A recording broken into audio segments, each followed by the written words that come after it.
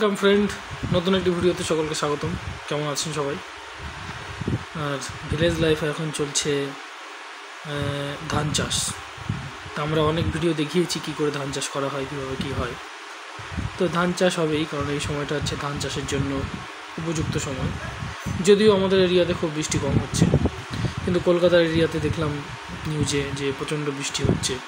দক্ষিণ দিনাজপুর, কলকাতা এবং অন্য অন্য স্টেটেও দেখলাম বৃষ্টি হচ্ছে, কিন্তু আমাদের যে এরিয়ায় রয়েছে আমরা উত্তর দিনাজপুর, উত্তরবঙ্গ সংলগ্ন এলাকায় একটু বৃষ্টির পরিমাণ এবছর কম। তো যাই হোক, ভিলেজ লাইফে ধান চাষ চলছে। আর ধান চাষে যেটা করতে হবে সেটা হচ্ছে, দেখছি কৃষকদের সঙ্গে কথা বলেছি, তারা বলছে যে অবশ্যই ধানের গোড়াটা জল যেন না শুকায়, পাম্প দিয়ে জল দিতে হবে। কারণ যদি জলটা শুকিয়ে যায় এবং ফেটে যায়, তাহলে কিন্তু অনেক ধরনের সমস্যা হতে পারে, দেখা দিতে পারে। তো সেই দিকটা খেয়াল রাখতে হবে, যাতে করে ধানের গাছের গোড়াটা না শুকিয়ে যায়। তো এই জিনিসগুলো অবশ্যই খেয়াল রাখা উচিত। আর এবার জলের পরিমাণ পুকুর বাদলগুলো ভরেনি, মনে হয় বৃষ্টি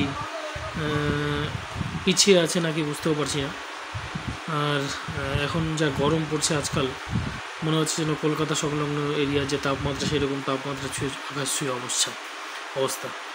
তো দেখা যাক পরবর্তী সময়গুলোতে কী হয়, সেদিকে আমাদের নজর থাকবে। ধন্যবাদ।